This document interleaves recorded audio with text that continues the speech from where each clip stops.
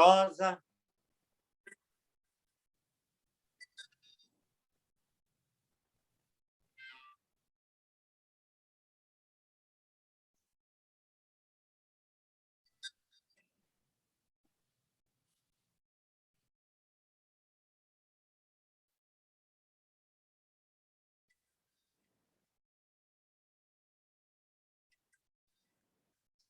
Fábia.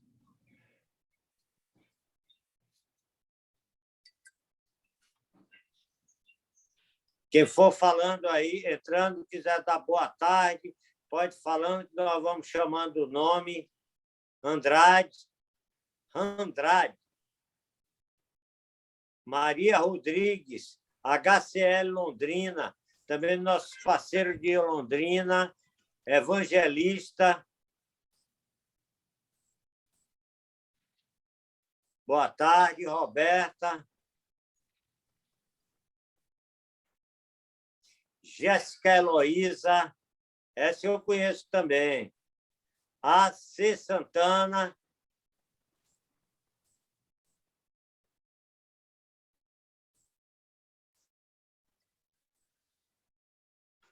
Kátia. Hoje o assunto é outro de Santa Teresina. Hoje o assunto é bem palpitante, é relação comercial, onde teremos comprador e prestador. Hospital Santa Isabel de Santa Catarina, tem Noel de Salvador, também está presente. Caroline, da Oncorádio Imperatriz, no Maranhão. Boa Terra, já estive aí também. Naquela beira de rio maravilhosa.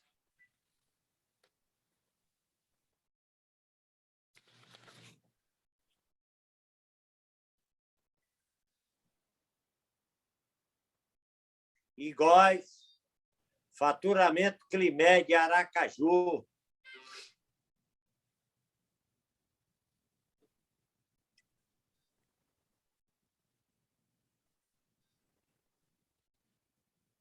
Juliano.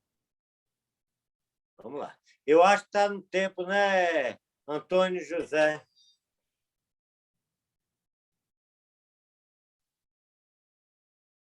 Dá mais 2 minutinhos, tem gente na fila para entrar. Alerco. Olá. Pessoal de Taberaba, Abalab, Adalab. Taberaba é Bahia.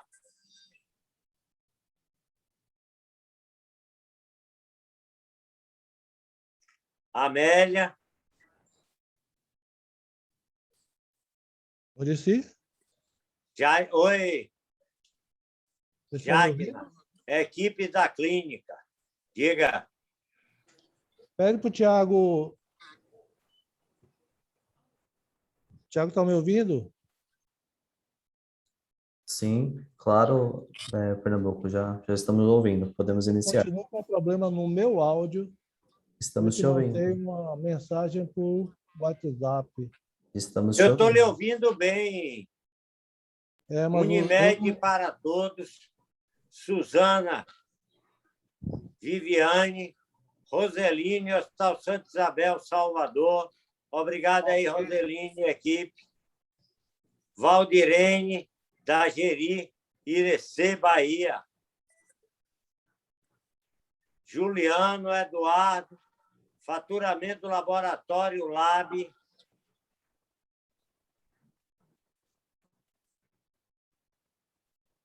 Samara, faturamento hospital deve ser Santo Antônio, Yasmin.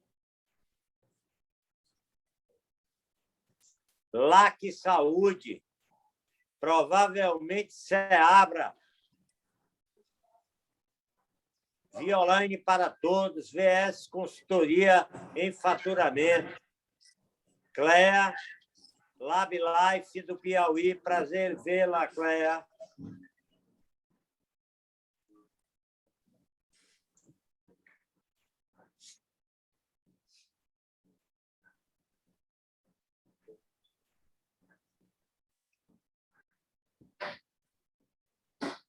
Obrigado aí a todos pela presença. Hoje já é o 4º dia de congresso. Tabata está aí também da Geri. O 4º dia de congresso tem sido, muito obrigado a vocês, um sucesso total. Rodrigo Oliveira, tem sido sucesso total, com picos maravilhosos de participação, Nádia, e o mais importante, tem sido a mesma frequência do início ao fim, sem essa tal de saída de muita gente. Obrigado a todos, obrigado àqueles que têm feito apresentações em auditório, o que Barbosa e Maria, que o que só engrandece o nosso congresso quando tem 10, 20 pessoas em um congresso. Quando abrirem as câmeras, nós veremos. Alergo, Dermoclin. Já está pronto. Eu trouxe. Tem algum microfone aberto?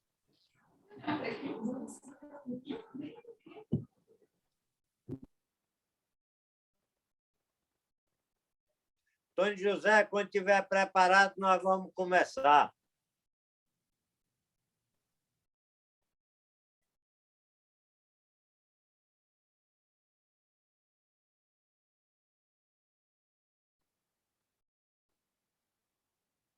Luciana Cordeiro, boa tarde também, Luciana. Muricy? Eu. Acho que já estamos prontos. Então, beleza. Vamos começar sem mais delongas. Já dei boa tarde à maioria e tem o Gilvan também ingressando. Quero agradecer a presença de todos os participantes do evento. Agradecimento especial aos palestrantes que se doaram nesse evento, no 2º Congresso Brasileiro de Faturamento, que tem sido muito bom para todos nós e nosso aprendizado. Hoje, quem comandará a mesa é o moderador Antônio Costa da Silva, eu que batizei a empresa dele, de Pernambuco Consultoria, graças a Deus. Sou amigo de Antônio José, que eu nem sabia o nome dele, há 40 anos, foi nosso colega de faculdade e amigo e parceiro de trabalho. Muito obrigado, vou chamar pelo apelido, Pernambuco, pela sua presença no nosso evento e que tanto engrandece o nosso evento. Obrigado, meu irmão. Ok, Muricy, muito obrigado pelos elogios, pela divulgação em caráter nacional do meu apelido de guerra, Pernambuco. E, antes de mais nada, queria parabenizá-lo, você e toda a equipe, por mais esse ano de vitória, né? Que a gente, com todas essas dificuldades de pandemia e tudo que continua, e pelo jeito ainda continuará um tempo, já estamos realizando o 2º Congresso Brasileiro de Faturamento Hospitalar. Então, parabéns pela iniciativa de anos atrás e parabéns pela continuidade e manutenção desse trabalho que a gente reputa como muito bom, certo? Parabéns. Então, vamos para frente, sucesso. Nossa apresentação hoje, temos 2 palestrantes, aqui o representante dos prestadores, que é a Renata Salvador, representando o Hospital Mater Dei, um grande player no mercado de saúde hoje do Brasil, inicialmente originário e localizado em Minas, mas que está no processo de expansão.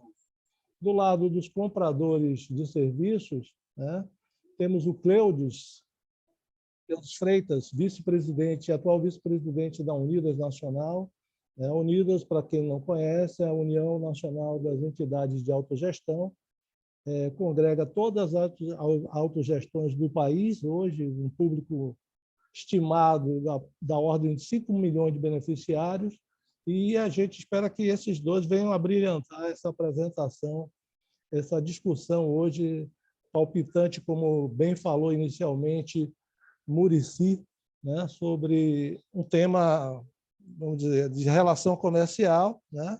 Se ele hoje a gente pode considerar efetivamente a questão da relação online nesses tempos modernos, algo que vem preponderando, né, desses 2 anos, né, como algo efetivo, se isso se torna uma realidade e os seus impactos, né? Falando um pouco mais dos nossos apresentadores, né? A Renata, eu pediria para ela começar um pouco a sua apresentação, né? E situar que os dois falarão um pouco das suas instituições e sua experiência nesse contexto de papel zero ou de relacionamento comercial em caráter virtual, online, como queira identificar, né? Renata, se você quiser iniciar sua fala ou comentar, acrescentar algo mais ao que eu comentei, Cleudes também, sintam-se à vontade. Cleudes, eu estou sendo gentil porque entendo que as damas continuam em primeiro sempre. Boa Renata, tarde a todos. Muito obrigada, né, por esse convite. Obrigada por estar aqui hoje representando os prestadores, representando a Rede Mater Dei de Saúde, num congresso, o segundo congresso aí de faturamento. Vocês estão de parabéns pelo evento. É impressionante a quantidade de pessoas, né, inscritas e participando, demonstrando mais uma vez a importância do tema para todos nós que fazemos parte da cadeia, né? Fui convidada hoje para apresentar um pouco sobre a Rede Mater Dei de Saúde e também sobre o que a gente vem fazendo, o que a gente viveu ao longo desses últimos quase 2 anos, né, de pandemia relacionado ao faturamento, relacionado à área comercial. Vou trazer aqui algumas iniciativas, algumas mudanças que foram realizadas de transformação digital ao longo desses últimos anos, desses últimos, né, principalmente meses, para compartilhar com vocês e poder aí dividir um pouco o que vem ser os desafios e oportunidades que a gente tem enxergado. Então, eu vou compartilhar minha tela, uma apresentação, só um momento. Todo mundo enxerga, né, minha tela? Alguém me dá ok? Tudo ok. Ok. Então, vamos lá. Então, contando um pouquinho, né, o que é a Rede Mater Dei de Saúde, a ida da Rede Mater Dei de Saúde para a Bahia, para Salvador, né, que é algo que nos orgulha muito, podermos estar aí presente em Salvador, na Bahia. Eu vou contar um pouco mais sobre essa decisão, sobre o que vai ser essa unidade, o que a gente espera dela. Então, hoje a gente tem um conselho de administração, ele é presidido pelo Dr. José Salvador Silva, que é presidente do conselho e fundador da Rede Mater Dei de Saúde. A Rede Mater Dei de Saúde é uma empresa, né, inicialmente familiar, então uma empresa que foi fundada pelo Dr. José Salvador. Na primeira geração, ele, né, está aí presente. Na segunda geração, Dr. Henrique, Maria Norma e Márcia. E na terceira geração, José Henrique, Felipe e Renata, mas também temos vários executivos aí de mercado também fazendo um mix super interessante, fazendo com que a gente consiga aí, como a gente, né, tem apresentado aí resultados de crescimento e de tudo que a gente espera aí para os próximos anos. Então, como eu falei, né, essa é uma foto da década de 70, esse é o Dr. José Salvador Silva. Ele tinha um sonho de levar, né, para uma unidade hospitalar o mesmo conceito de humanização, de personalização do cuidado que ele tinha no seu consultório. Então, ele é médico, ginecologista e obstetra. Então, ele queria levar para um hospital aquela visão, né, aquele dia a dia que ele já tinha no seu consultório. Foi quando ele iniciou, então, o sonho da Rede Mater Dei de Saúde, que hoje tem como negócio ser uma solução em saúde com acolhimento, qualidade e segurança. A nossa missão, desde 1980, quando nós fomos fundados, é o compromisso com a qualidade pela vida. Então, a gente mantém essa missão, que é o que a gente acredita que precisa ser entregue, e nós temos uma visão de ser referência nacional em saúde, crescendo de forma sustentável, com soluções inovadoras, mantendo e gerando conhecimento, atraindo talentos e cuidando das pessoas em todas as fases da vida. Aqui nós temos um modelo de gestão que ele segue o princípio, né, do Quadruple Aim, onde a gente olha para o desempenho clínico e operacional juntos. Então, esses valores que estão em volta aí do Quadruple Aim são os nossos valores. Então, a gente tem um olhar muito grande para o ser humano, a gente, né, respeita o ser humano e as suas necessidades e personalizações de acordo com cada necessidade. Nós temos um compromisso muito grande com o fazer seguro e o fazer bem feito. A gente sempre se pergunta se a gente está gerando valor para as sociedades nas quais nós estamos inseridos, e hoje a gente acredita que a gente já gera valor, né, para Minas Gerais, e já iniciamos aí uma geração de valor para Salvador com a nossa entrada. Nós temos uma visão de longo prazo, sempre olhando para a inovação, para o pioneirismo, para a sustentabilidade do negócio. Temos um compromisso muito grande com os resultados financeiros, aliado à excelência operacional, então a gente olha para os dois fatores, né, de forma igual, a gente olha tanto para os nossos resultados, mas principalmente para a nossa excelência operacional e assistencial. A gente tem um olhar grande para o desenvolvimento das pessoas, então a gente procura, né, programas de desenvolvimento de pessoas internos, então desenvolvimento de líderes, de estagiários, a gente tem um olhar muito grande para as pessoas dentro da rede. Nós temos uma responsabilidade muito grande com os resultados nas diversas dimensões, então a gente realiza hoje, né, análises críticas, onde a gente utiliza essas unidades como benchmarking entre elas, para a gente entender quais são as melhores práticas e como que a gente consegue aplicar entre as unidades a melhor prática.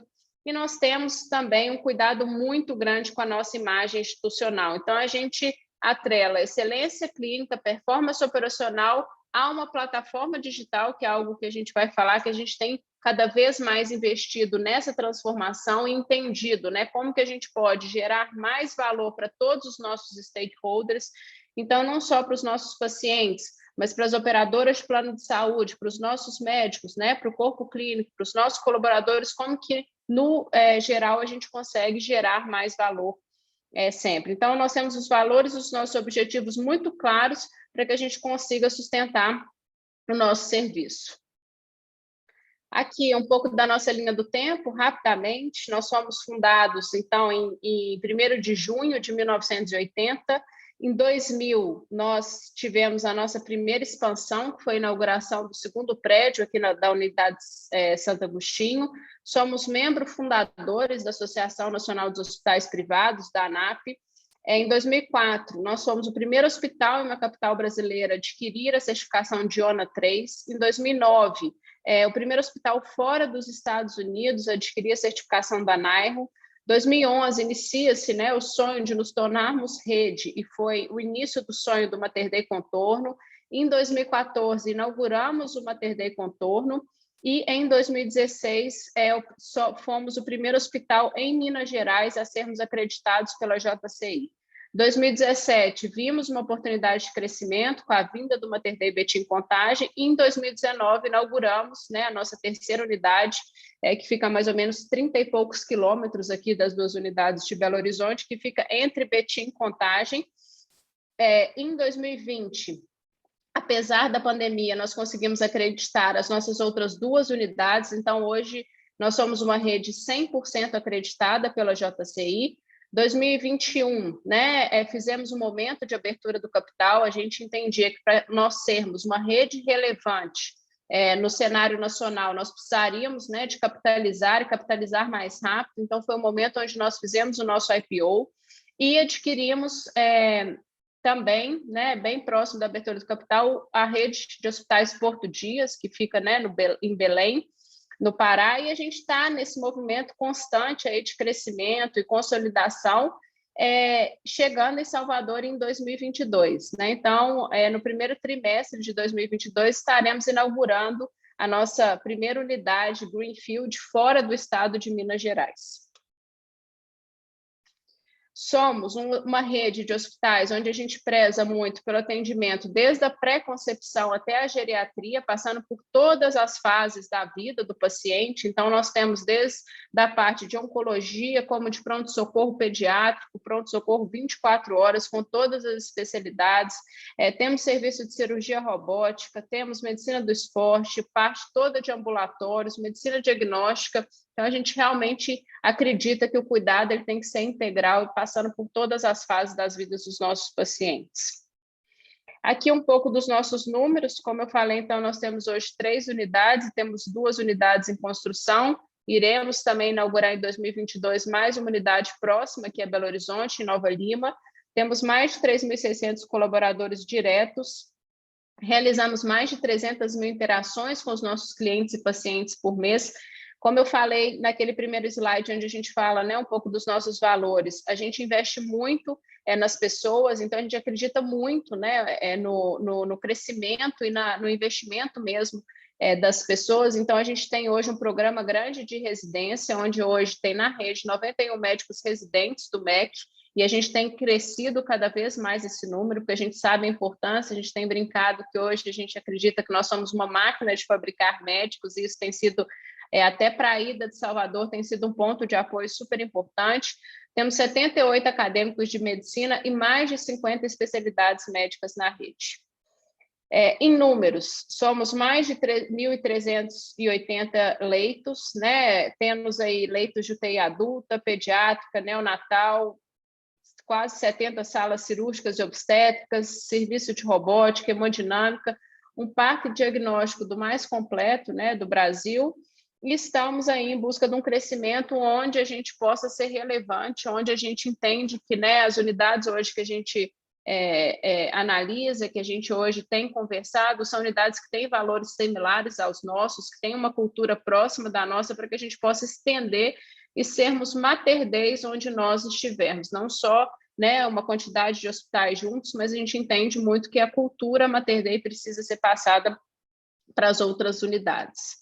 E aqui falando um pouco rapidamente do Mater Dei Salvador, então esse para quem é de Salvador, né, e já passou por ali, dá para ver, porque é uma obra muito grande, que fica ali entre 2 avenidas, né, principais, Vasco da Gama e Anita Garibaldi. Então, é um prédio que vem sendo aí construído, né, e vem trazendo para a gente, né, já vários pontos super positivos, pontos que a gente entendia que eram riscos que a gente precisava mitigar, então a gente vem tratando desses riscos há mais de 2 anos, a gente vem conversando, né, com as operadoras de saúde parceiras, vem apresentando quais são as iniciativas que a gente entende de mudança, de melhoria, né, de proposições para a Praça de Salvador, então tem sido super bem aceito esse movimento.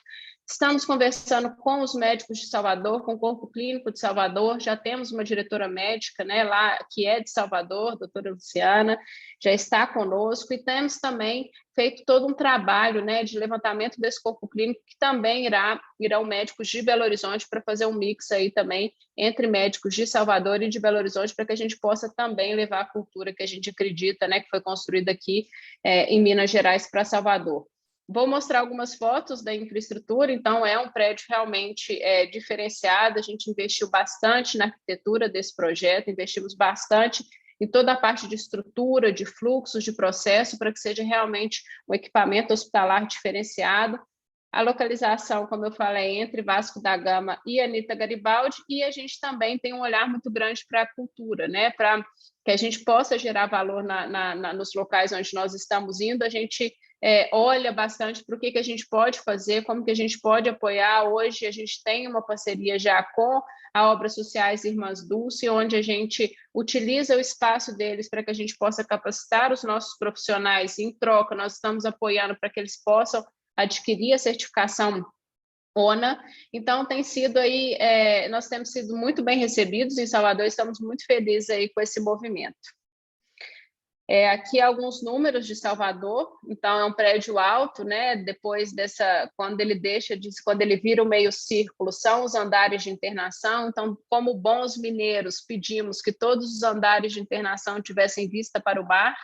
Então, temos aí todos os apartamentos com vista para o mar, né? Aumentando ainda mais a humanização, aumentando aí, querendo mais esse calor que a gente tem né, tentado levar para Salvador. Como eu falei, vai ser um hospital geral também, com todos os outros serviços que hoje existem na rede. Vamos ter também, a 90 metros desse prédio, um centro médico. Hoje, no modelo de negócio que a gente acredita, né, um modelo onde a gente investe bastante na atenção primária, bastante nas linhas de cuidado, num cuidado realmente integrado desse paciente. A gente precisa de um centro médico, a gente precisa de um centro de ambulatórios, onde a gente consiga fazer toda a parte da atenção primária que faça sentido e que componha o modelo que a gente tem proposto para as operadoras. E aqui são algumas fotos que eu vou passar do hospital, né, mostrando aqui rapidamente algumas fotos do hospital. Então, esse vai ser a entrada principal do Mater Dei Salvador. Aqui a parte de internação, vamos ter toda a parte de personalização para a pediatria, então, desde a oncologia, a espera infantil, medicina diagnóstica. Então, a gente, aqui em Belo Horizonte, a gente tem esse olhar, a gente sabe o quanto é importante para a criança, né? A gente conseguir deixar o ambiente hospitalar um pouco mais acolhedor. Aqui é a parte da espera de exames, a UTI neonatal. Aqui a parte de internação infantil, então esse é um apartamento, né, infantil. Aqui o apartamento normal, sem ser, né, o pediátrico. Aqui a nossa enfermaria, então todos nossos apartamentos de enfermaria são como se fossem um apartamento, mas ele é dividido em dois, então um banheiro para cada 2 leitos. Aqui a foto, né? Vocês têm visto mais, muitos de vocês têm visto até mais do que eu, e essa foto ela já nem está tão atualizada, porque ela é de 10 dias atrás, mas algumas fotos, né, da obra. E aqui eu entro, né, mais no assunto que também me foi pedido para trazer, que é falar um pouco sobre a experiência da Rede Mater Dei no Hospital Digital, a experiência da Rede Mater Dei, né, em toda a parte comercial, de faturamento, o que a gente vem fazendo, o que a gente acredita. A gente, há mais ou menos um ano atrás, a gente entendeu que a gente precisaria fazer um movimento para estarmos mais próximos dos nossos pacientes, independente deles estarem aqui na rede, fora dela, ou já estiverem passado por aqui no pós-alto. E aí a gente começou a desenvolver todo um trabalho, né, de transformação digital, onde a gente utilizou uma consultoria para realizar esse trabalho, e a gente identificou oportunidades através desse trabalho, através do mapeamento dessas jornadas. Então, a gente iniciou pela jornada do paciente cirúrgico, né, que é uma jornada mais complexa, que traz mais sinergias, né, através do levantamento dessa jornada e todos os touch points dessa jornada. A gente viu que nós poderíamos, depois, quando colocássemos as outras jornadas para dentro, ter ganhos significativos, e foi o que aconteceu. Hoje nós temos 10 jornadas sendo mapeadas, e todas essas jornadas serão colocadas numa plataforma digital, onde a gente vai conseguir, desde a pré-internação ao pós-alta, ter todo o processo digitalizado desse paciente. Grande parte desse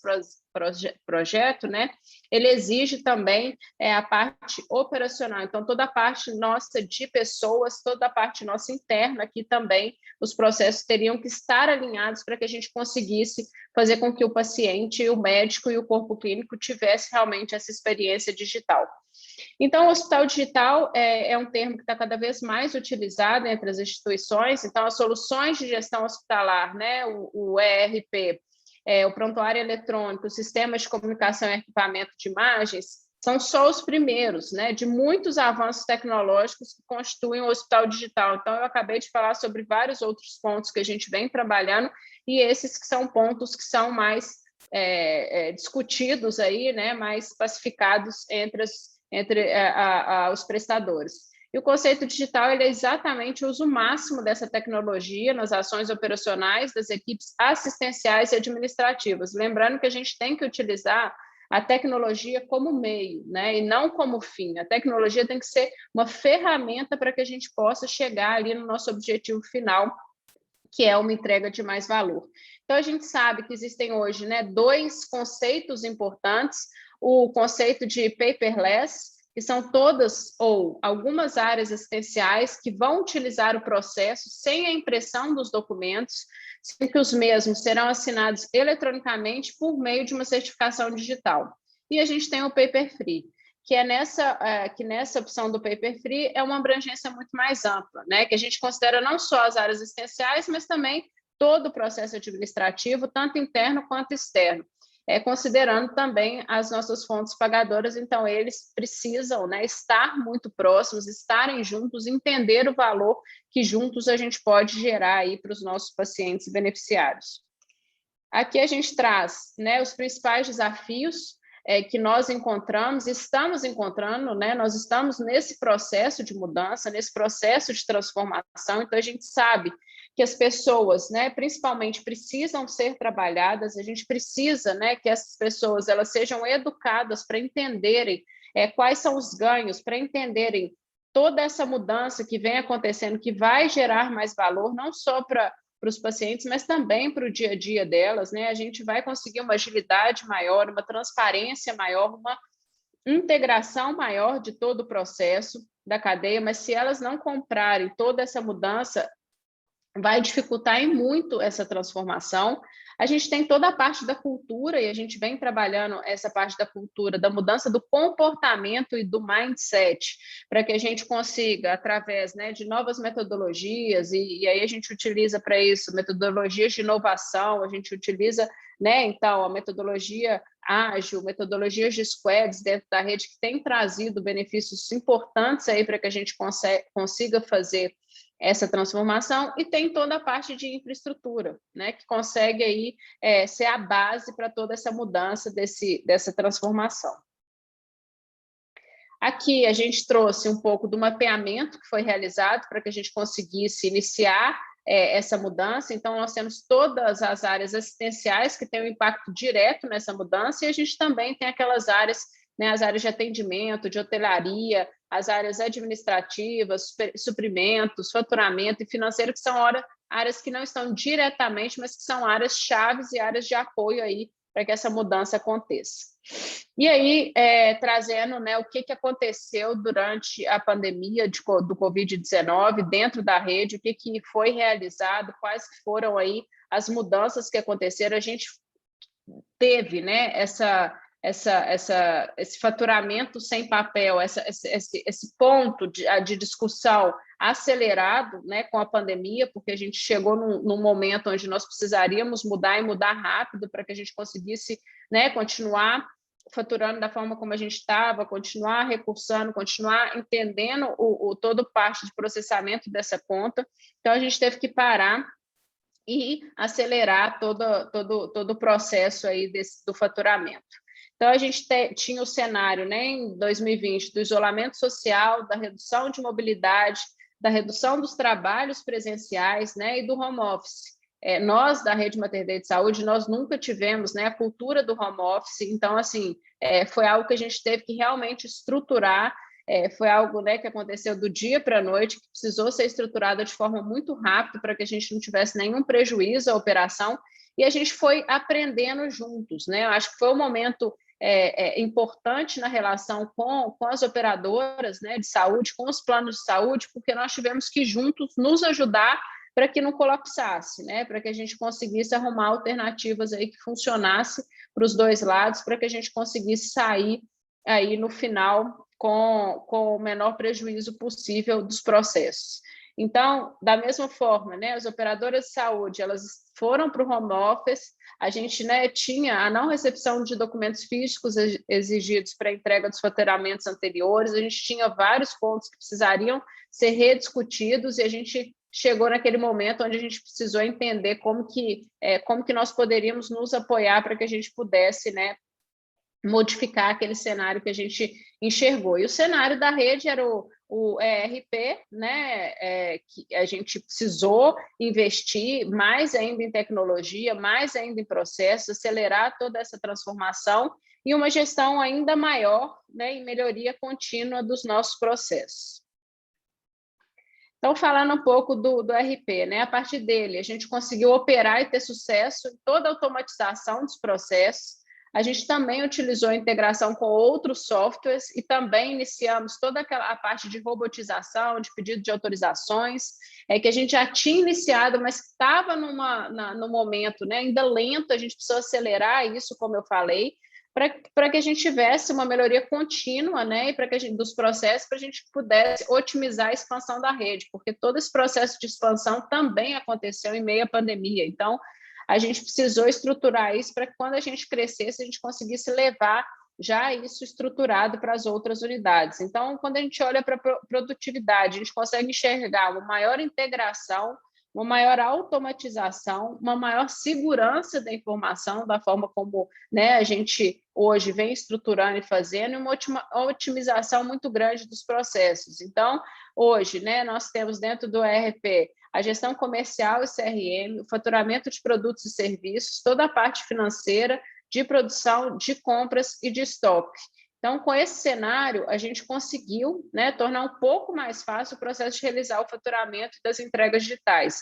Mas não quer dizer que esse cenário ficou menos desafiador, né? Ele continuou muito desafiador, mas tem sido um aprendizado dia a dia, junto aí às operadoras de saúde, junto às peculiaridades de cada uma. A gente sabe, né, que cada uma tem uma exigência diferente, a gente tem buscado aí, né, entender essas exigências, entender e como a gente pode responder de forma ágil aí a todas elas.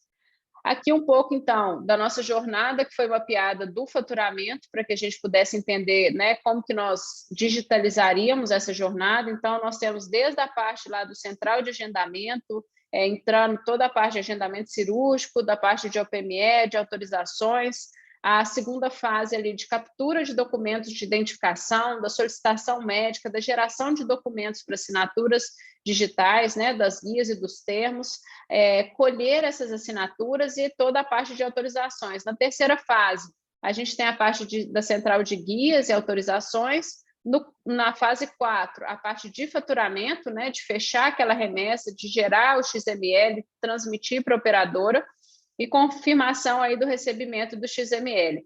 E o que a gente vem fazendo? A gente vem, né, tentando cada vez mais investir em toda a parte de automatização, de inteligência artificial, para que a gente consiga automatizar cada vez mais os processos, dando mais agilidade. Então, hoje a gente consegue, né, fazer essa remessa digital com algumas operadoras. Hoje a gente tem principalmente 2 operadoras que se dispuseram a estar, né, nesse projeto com a gente, para que a gente fizesse aí todos esses testes e para que a gente pudesse aprender, né, tirar as lições aprendidas antes de virar os hospitais como um todo.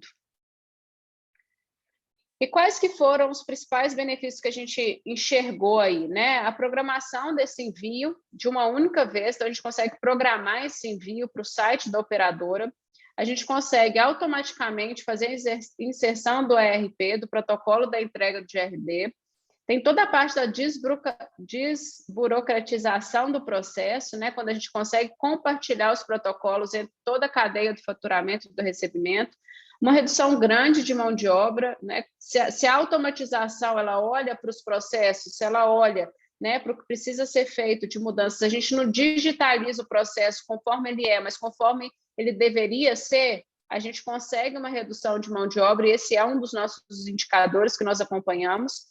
Uma celeridade, né, do processo de entrega do XML para as operadoras, e, consequentemente, uma celeridade do processo como um todo, e uma segurança muito grande em relação à garantia da entrega desse faturamento. Então, a gente consegue ver isso de forma mais clara, mais objetiva, né, e mais segura.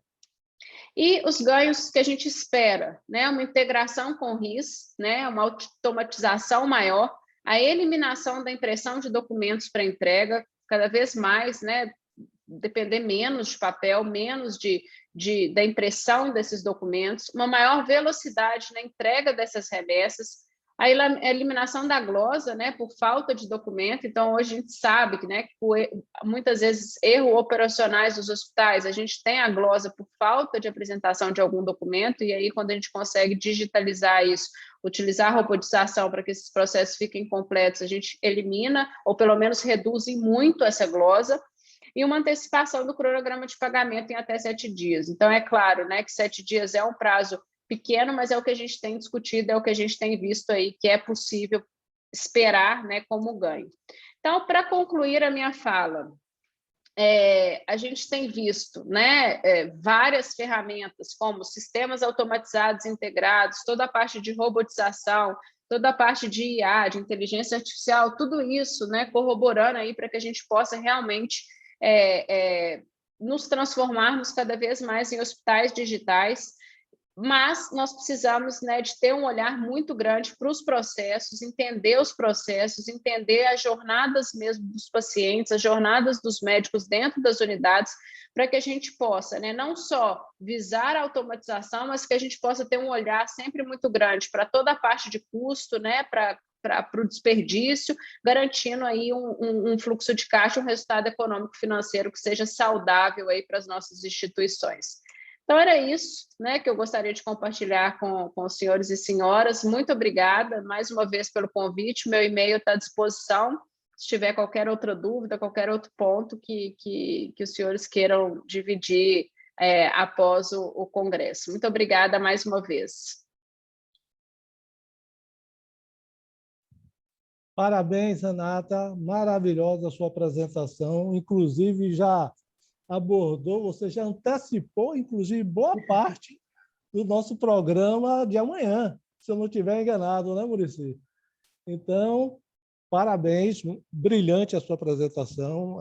A gente não imaginava, inclusive, e eu falo de uma forma leiga, mas assim, que determinados players tivessem tão avançados e numa perspectiva tão grande nessa questão da ausência do papel, ou da redução do papel, ou na busca do papel zero, nesse contexto de saúde, né? Então, mais uma vez, parabéns. Eu vou pedir para o Cleudes fazer a apresentação e logo depois a gente começa com algumas perguntas para motivar um debate, se vocês concordarem, obviamente.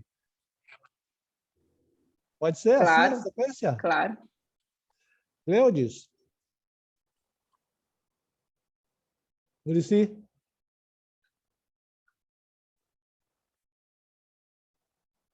Está sem áudio. Oi, acho que Cleudes está aí na sala. Cleudes está aí na sala. Eu fiquei muito feliz. Renata, parabéns. Coincidiu claramente com o tema do Congresso, que é a busca permanente pelo papel zero. Claro que não se consegue da noite para o dia, mas foi fantástico entender que um grande hospital como o Mater Dei já está bem adiantado nesse sentido. Muito obrigada.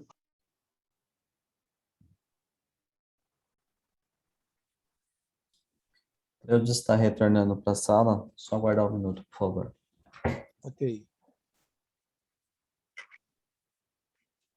Então, pessoal, estamos aí um pouquinho no aguardo, mas já o Cleudes vai entrar, que é da Unidas Nacional, diretor da Unidas, para nós termos uma visão, né, Pernambuco, do outro lado, né? De um lado está o prestador e do outro o comprador.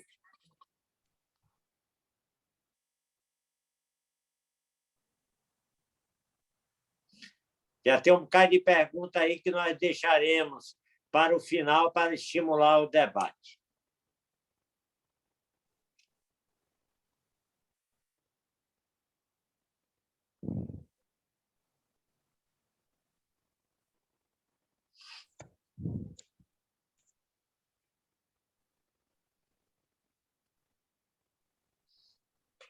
Quem tiver suas perguntas, já pode ir postando, que no final o nosso amigo Antônio José estará como facilitador delas e já aproveitando enquanto o nosso companheiro consegue retornar para a sala.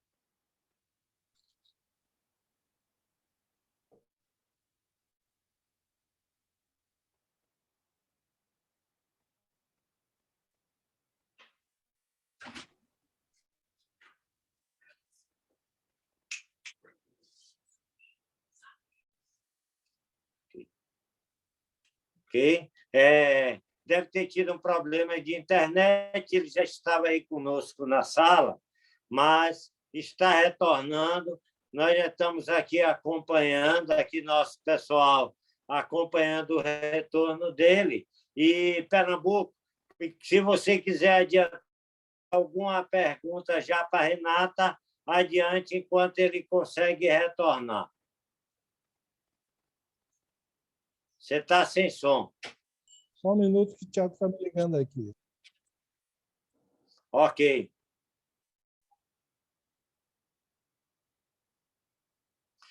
Então, pessoal, por favor, podem postar as perguntas. Esse tema é um tema voltado para a relação comercial e as questões relacionadas com o home office, a importância de nós termos mantido o relacionamento, mesmo independente de não poder sentir aquele calor humano, de nos encontrarmos e tomarmos o cafezinho, nós aprendemos uma forma diferente de relacionamento.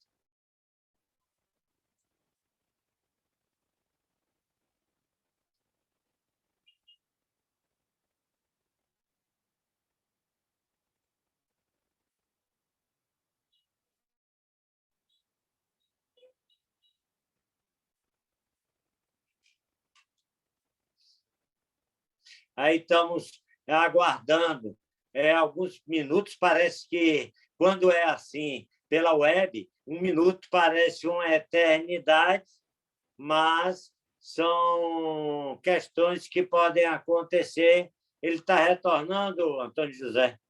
Ele está com problema, deve algum problema, ele caiu. E ele está mandando uma mensagem aqui que já está retornando. O Tiago está cuidando disso agora.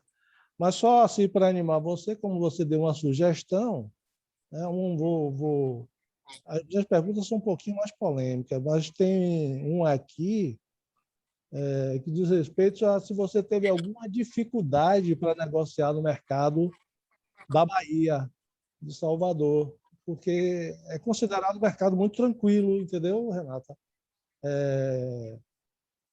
Qual foi a sua impressão, ou como está sendo esse processo negocial aqui no Estado? Foi a Magnólia que perguntou, né? Boa tarde, Magnólia, prazer. A gente tem sido muito bem recebido, né? A gente tem um relacionamento com as operadoras aí de aproximadamente 40 anos, que vem sendo construído. Obrigado, então, está dando interrupção direto.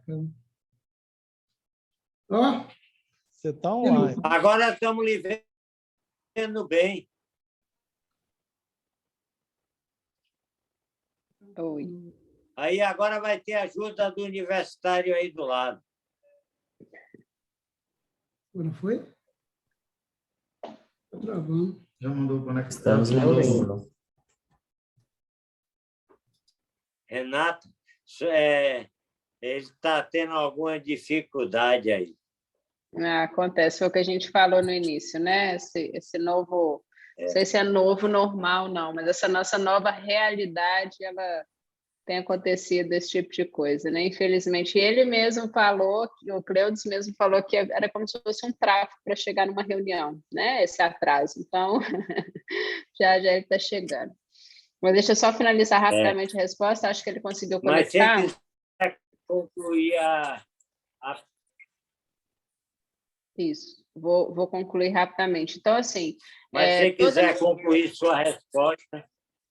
Isso. Toda a relação comercial, assim, né? É claro que a gente tem as regionais diferentes de Minas, da Bahia, mas a gente tem tido uma aceitação muito grande com que a gente tem, né, pretendido levar para Salvador toda a parte, né, não só de modelo de remuneração, mas toda a parte, né, de processos, de operação, de modelo de corpo clínico, de modelo de atendimento, indicadores assistenciais, como eu falei, né? Toda a parte de projeto que a gente entende que faz sentido relacionado ao cuidado integral desse paciente, então, trazendo a atenção primária, trazendo as linhas de cuidado. Então, a gente tem sido muito bem aceito, sabe, Magnólia? Claro que tem os desafios aí que são naturais da relação, né? Como aí independe da praça, independe se é Salvador, se é Belo Horizonte, se é Belém, mas graças a Deus a gente tem sido aí muito bem recebido pelos baianos.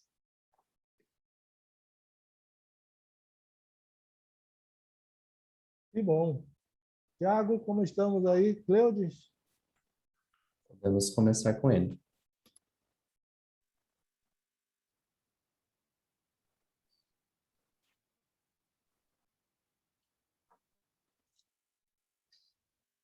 Essa reflexão sua, Renata, é muito interessante, porque cada vez mais, quando se trata de rede, nós estamos tendo, quando os compradores são a nível nacional, esse relacionamento também está sendo nacional.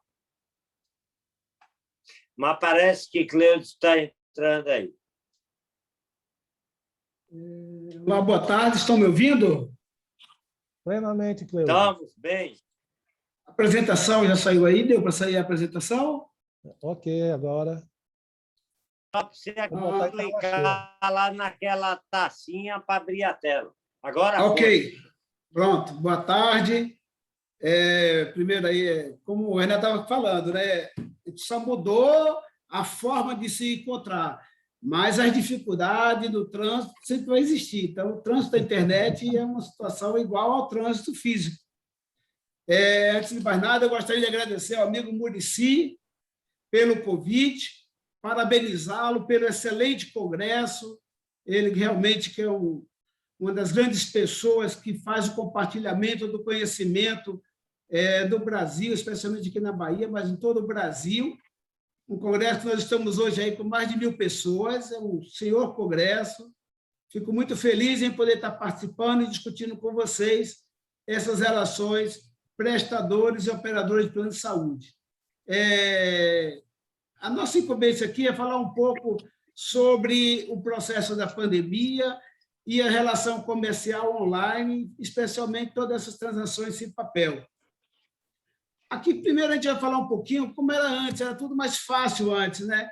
A gente tinha a conversa pessoal, cara a cara, um olhar no olho do outro, tomar um cafezinho, discutir os pontos mais críticos nas relações e poder se adequar de uma forma bem mais próxima, vivenciando a dificuldade de cada um. Então, isso era muito tranquilo se fazer e, em seguida, logo depois, se fecharia as situações. Obviamente que isso levava um pouquinho mais de tempo e você não teria o volume que você está tendo hoje, mas as relações eram muito mais seguras, muito mais concretas e acredito eu que foi esse tipo de relação que fez a rápida adaptação ao processo online. Isso também já acontecia antes, que a gente já fazia várias coisas e, em seguida, a gente trocava e-mail, trocava outras informações para a conclusão dos processos, né? Mas, de uma hora para outra, apareceu o apagão. Todos os nossos escritórios ficaram desta forma. Operadoras, prestadores de serviço, tivemos que dar o protagonismo para a equipe de saúde. Esse é um trabalho fantástico, merece todo o nosso reconhecimento, nossos parabéns, pelo excelente trabalho desenvolvido durante 2 anos. Toda a equipe de saúde, médico, enfermeiro, fisioterapeuta, fono, técnico de enfermagem, e por que não falar também das pessoas que cuidavam da asepsia das unidades hospitalares. Então, todo esse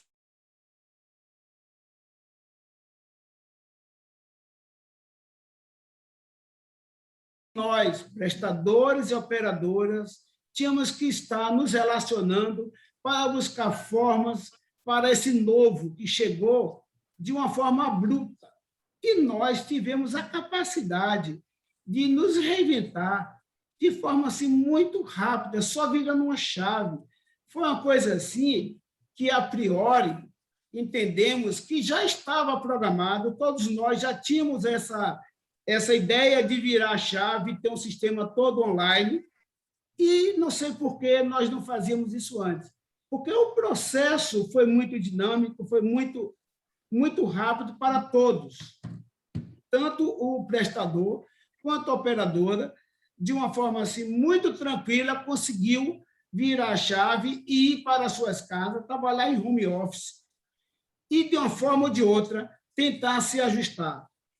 As operadoras teve um uma situação também muito complexa, porque teve a questão também de novos procedimentos que não existiam e passaram a existir, processo de negociação com o laboratório, exames que, de uma hora para outra, é coberto ou não é coberto, aí entra a decisão judicial, cobre, não cobre, e todo esse momento a gente tinha que estar discutindo com os prestadores.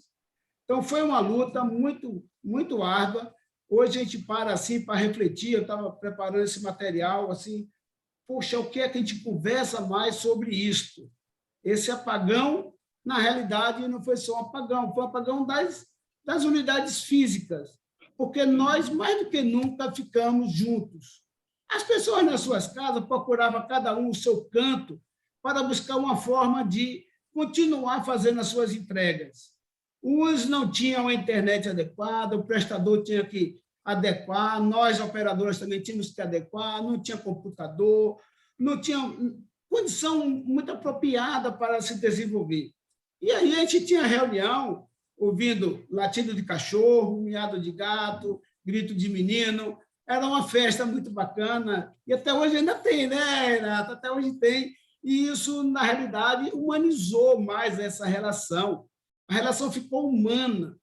Nós ficamos assim, distante, mas muito próximo, porque a situação de um era igual do outro. Então, tinha que trabalhar num lugar, tinha que trabalhar no outro, aí o vizinho está lá fazendo uma reforma, aí você vê o baticum das marretas, das maquitas. Então, realmente, tem sido umas questões assim que nós vivenciamos e vivenciamos ainda hoje, muito adversa, mas que nós, com a nossa capacidade, soubemos superar. Então, essa questão desses distanciamentos, dessas questões todas, graças ao nosso bom Deus, isso hoje está se restringindo, já estamos voltando ao normal. Acredito eu que nós vamos passar a ter esses encontros pessoais. Nós aqui nas FEB já iniciamos nossos contatos pessoais, já estamos recebendo alguns amigos, parceiros para discutir as relações. Estamos indo também em alguns prestadores também. Então, esse processo está em transição, mas está ocorrendo de uma forma muito ética, muito humana, principalmente, nessa relação. As operadoras, a gente tem conversado muito, eu liguei para várias operadoras nesse período, para elas nos falarem assim, quais seriam os pontos assim, mais críticos que elas sentiram nessa relação. E, por incrível que pareça, nenhuma me registrou uma dificuldade nessa relação, porque já existia o trato e o processo inicial da relação. E aí eu aproveito esse momento que a Renata está conosco, até para dar o exemplo da Mater Dei. A Mater Dei não tínhamos essa relação, ela já veio à Bahia, já conseguiu contactar com as operadoras locais, as nacionais, obviamente, ela já tinha relação, mas com as operadoras locais da Bahia ela não tinha, e isso já começou, já se iniciou essa relação, e isso é fundamental. Então, o público, mesmo que não tenha uma relação direta, eles são próximos, eles falam a mesma linguagem, então isso é fácil de poder discutir e avaliar todas essas partes e poder chegar ao denominador comum, que é a relação comercial concluída. Então, nós sabemos que os prestadores têm um objetivo e a operadora tem outro, mas eu acho que o mais importante é quem está no centro, que é o beneficiário. E nós sempre temos buscado, junto com os prestadores, nesta relação, buscar agregar valor para o beneficiário. Ele, para nós, é a peça mais importante em todo esse contexto, tanto para as operadoras como também para os prestadores. O foco principal é exatamente o beneficiário. E isso tem se feito com muito cuidado, com muito carinho, essas novas necessidades de implantação de novos serviços foram realizados, têm sido realizadas de uma forma que não fosse tão traumático nem para o operador, nem para o prestador. Nós temos uma relação que vem de muitos anos, os prestadores trabalham no mesmo modelo de apresentar umas soluções, e isso vem acontecendo, e isso permitiu com que nós pudéssemos ter uma situação muito tranquila. Nós tivemos situações em outros estados, que foi muito difícil. O estado do Amazonas mesmo, todos passaram por isso, mas nós tivemos registro de pessoas que, às 4h receberam uma ligação de um determinado hospital, dizendo que só tinha oxigênio para o paciente, para o beneficiário dele, até 6h. E ele tinha que fazer uma remoção durante esse período. Então, não é fácil. Então, foi um processo muito difícil para algumas relações, principalmente nesse contexto lá da região do Norte, que teve que fazer várias remoções, principalmente para São Paulo, o próprio Pará, Goiás, acho que Minas Gerais também recebeu muita gente também, mas foi uma prova que nós passamos de muito desafio. E eu tenho certeza que todos nós fizemos a nossa parte, fizemos o melhor e alcançamos o objetivo, entregamos as respostas que o beneficiário precisava, principalmente nos momentos mais difíceis. E isso, principalmente nos hospitais, a gente teve muita necessidade de estar discutindo com os parceiros na relação comercial, exatamente no momento que se faltava leitos. Nós tivemos várias dificuldades de leito, negativa de leito, não tinha mais leito, então teve que se ter a compreensão e buscar alternativas para que todos os beneficiários fossem assistidos, e foi uma vivência, assim, eu acho que singular, e peço a Deus que não se repita mais esse tipo de vivência que nós passamos. Tá? Então, aí entramos nesses novos hábitos, que nós estamos fazendo aqui hoje. Esse grande evento que o Muricy deveria estar fazendo de forma física, ele não teria, hoje, condição de ter o público que ele tem hoje. Só o custo de locomoção dessas pessoas seria uma coisa absurda. Então, somente com uma pessoa na tela, ele consegue colocar um auditório com 10, 20 pessoas, conforme o próprio Muricy registrou para nós. E isso também é uma verdade nas relações comerciais.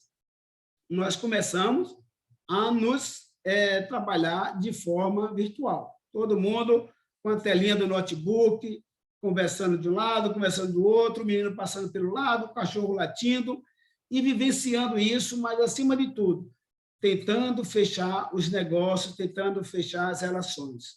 Isso é um aprendizado que, para nós, é importante, porque, em todo esse momento, houve a necessidade de assinar contratos.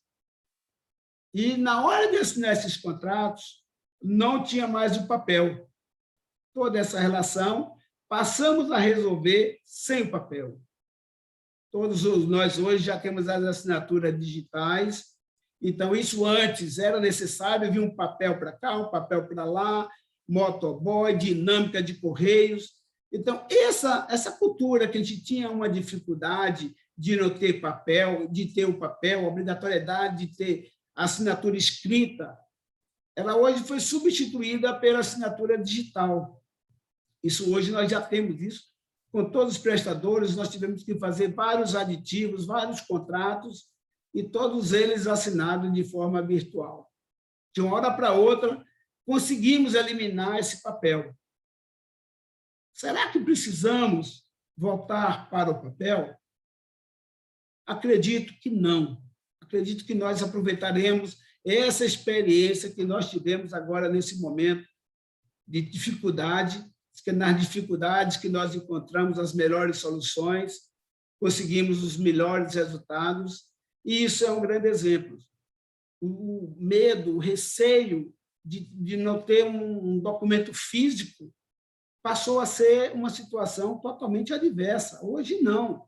Eu não preciso mais ter o documento físico, o documento digital já soluciona todas as situações. E aí partimos também para o faturamento. Por que não o faturamento ser também de forma digital, ser todo ele pelo XML? Temos ainda alguns entraves que precisam ser solucionados nisso, que é a confirmação do beneficiário.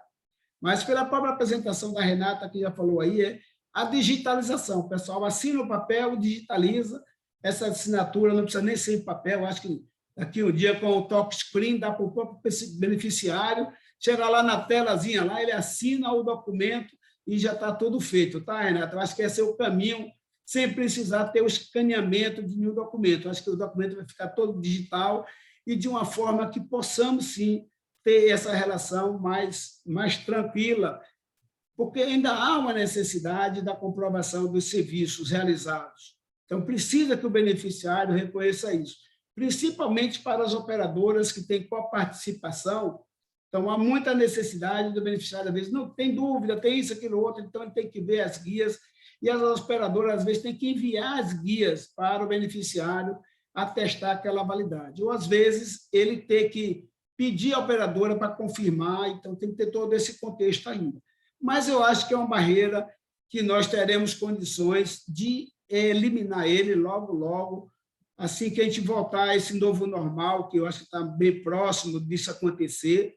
Nós já vimos aí há muito tempo já transacionando isso, e isso tem que ser levado. E junto com esses novos hábitos aí também vieram de lavar as mãos, nós precisamos estar sempre tendo um novo sistema de higiene. Isso foi para todo mundo, inclusive para as crianças tiveram que ficar em casa. Eu tenho netos de 4 anos, e a coisa mais triste que foi ver eles retidos, enclausurados dentro de casa, sem poder sair. Nem na área do play ele poderia ir. Teve um período que foi terrível para todos nós, né? E esse é um aprendizado que todos nós temos que passar e vivenciar isso. Então, junto com isso aí, nessa nova questão dos hábitos, a gente vê o seguinte: na realidade de hoje, temos ainda a questão dos documentos, e esses documentos antes eram arquivados. Então, você precisava de um espaço, às vezes, maior do que a sua unidade operacional para guardar papéis. Algumas operadoras e prestadores tinham esse serviço contratado com terceiros, não só a parte tributária, a parte de pessoal, mas a parte também comercial, toda ela tinha que estar em papel e, de certa forma, reservada para o arquivamento, que você nem pegava nesses papéis mais, mas você precisava ter esses documentos para qualquer uma necessidade. Isso hoje ainda é uma verdade, mas hoje nós já temos toda essa possibilidade de ter isso nas nuvens, todo esse documento nas nuvens, de uma forma muito mais célere e dinâmica para a pesquisa de qualquer documento. Hoje, nota fiscal, você não tem uma nota fiscal física, hoje já tem nota fiscal eletrônica. Eu, como sou da Secretaria da Fazenda, nos primórdios da discussão de nota fiscal eletrônica, tivemos grande dificuldade de implementar essa cultura. Então, nós brasileiros temos uma cultura muito grande do material, de poupar as coisas, de ver as coisas, e isso tem que ser mudado. Então, não só a nota fiscal tem que ser eletrônica, mas todo o faturamento, toda a forma de relação com o prestador também tem que ser eletrônico. A relação com o beneficiário tem que ter os documentos todos de forma eletrônica. Nós não precisamos estar gastando mais papel desnecessário. E isso vem ainda agora mais forte, né, com a necessidade da implantação da LGPD. Ela requer que nós tenhamos mais cuidado com os dados, contratos dos cuidados das pessoas. Então, nós, operadoras, prestadores, vamos ter que ter mais um cuidado, um zelo com o tratamento dos dados, principalmente os dados sensíveis. E isso hoje é uma situação adversa, não só no meio físico, mas também no meio eletrônico. A gente tem presenciado aí várias invasões, várias situações que têm trazido alguns transtornos no mundo digital. Não só na área comercial, mas também nas áreas de saúde também já houve algumas invasões, houve registro de invasões. E nós temos que estar preocupados para que isso não torne uma realidade. E os papéis, às vezes, quando eram os papéis, nós tínhamos a questão de reutilizar o papel. O pessoal de contas médicas utilizava muito as impressões e depois reutilizava o papel com o nome de pessoas e tudo mais. Isso hoje não vai ser mais permitido. Então, a gente vai ter que fazer essa mudança, e isso vem junto a reboque para fazer com que todos nós trabalhem no modelo digital, evitando mais a transação de informações de dados pessoais, de informações da área de saúde de cada beneficiário. Então, são sempre novos aprendizados. A gente bem não saiu de um aprendizado da vivência à distância, vamos ter que entrar no aprendizado agora de como saber tratar e lidar dos dados pessoais. Então, isso é uma coisa que cada dia vez mais torna um desafio para todos nós. Então, as operadoras têm vivenciado momentos de muitos desafios também, têm feito esse trabalho junto aos beneficiários, numa forma de mostrar para ele a importância do não papel. Então, você tem vários tipos de operadoras, operadoras de autogestão, pelas suas próprias características, o beneficiário é mais próximo da operadora, da operação. Então, eles participam mais junto conosco, eles são responsáveis também pela gestão.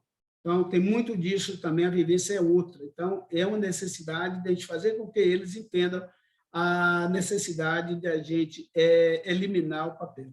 E eu vejo hoje, deixo aqui nessa mensagem, aproveitando que tem vários prestadores do Brasil inteiro, o desafio de que a gente encontrar formas de eliminar, por vezes, o papel.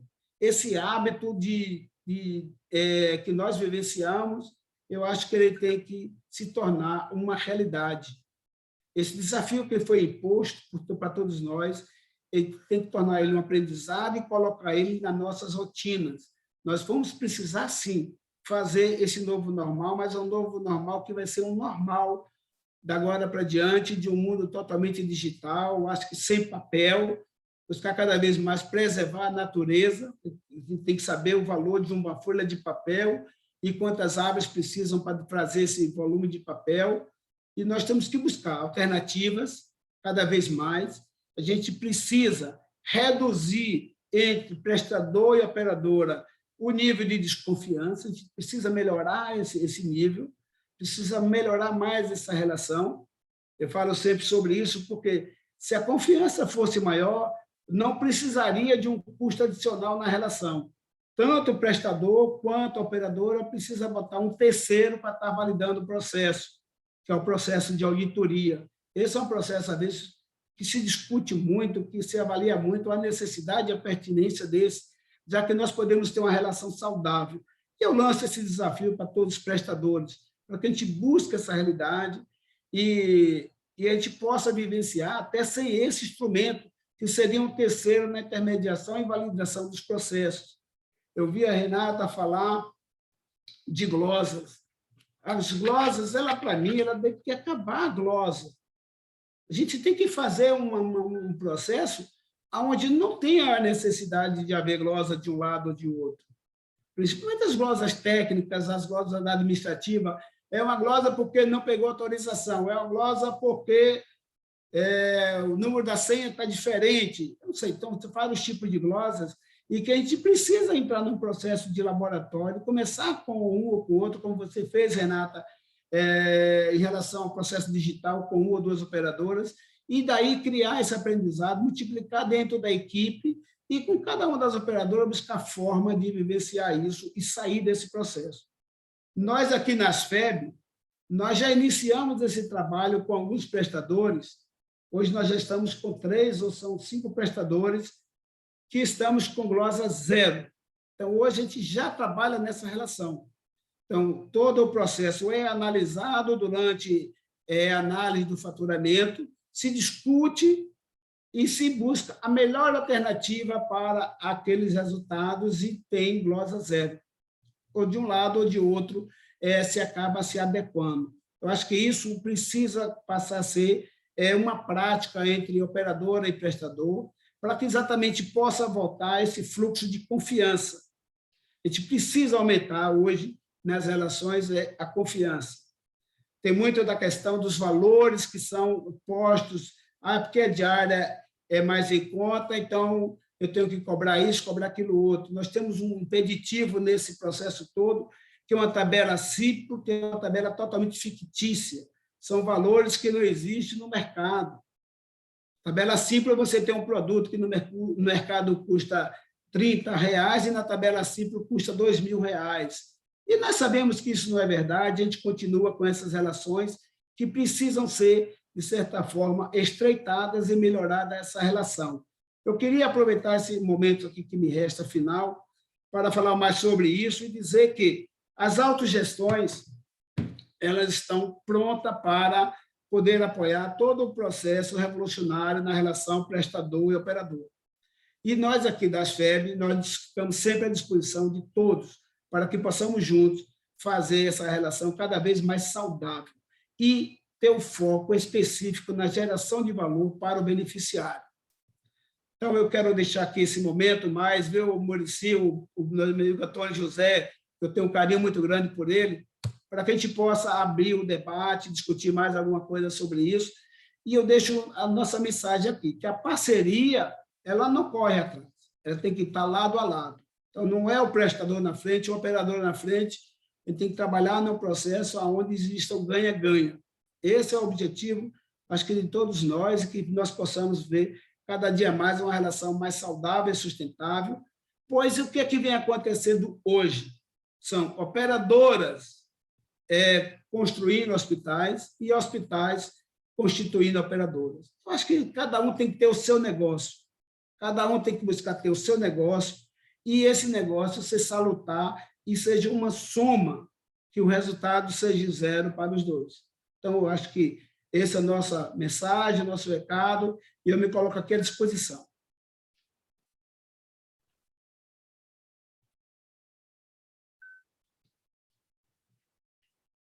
Parabéns, Cleide. Excelente também a apresentação, uma visão muito ampla de todo esse processo de relacionamento. Você conseguiu abarcar muito bem, desde a visão das relações individuais das pessoas nesse novo contingente, passando por todo esse processo de ganho efetivo que a gente pode ter, teve, tem e deve melhor aproveitar com o avanço das novas tecnologias, desses novos aprendizados que a gente expulsou.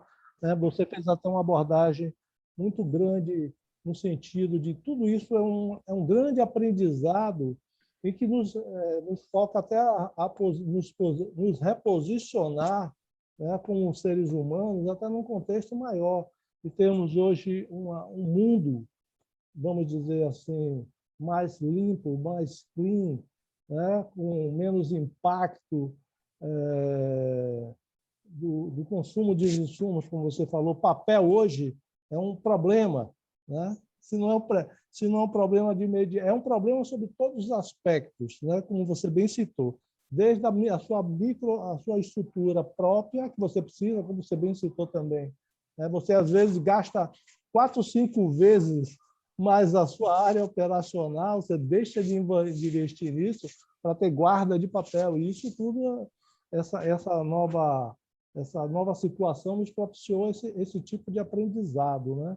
Então, eu parabenizo você, muito feliz, né?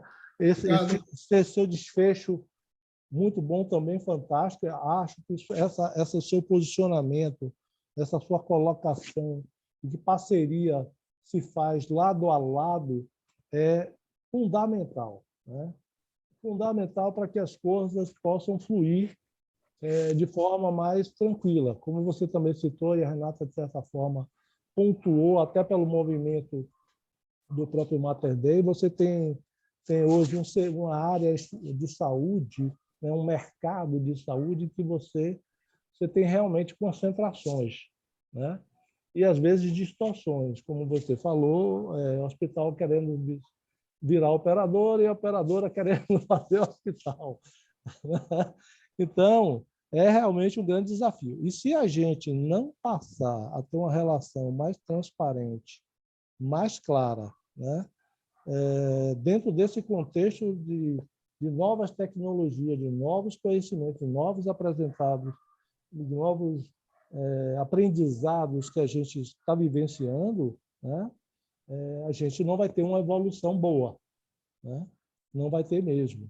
Então, eu sou muito solidário a esse movimento que você busca, né? Eu, como colega seu de Unidas, que agora eu tenho a vida dupla, como eu digo a Muricy, e as autogestões têm realmente essa visão muito diferenciada, né? Por estar muito mais próximo do beneficiário, realmente tem como centro da decisão.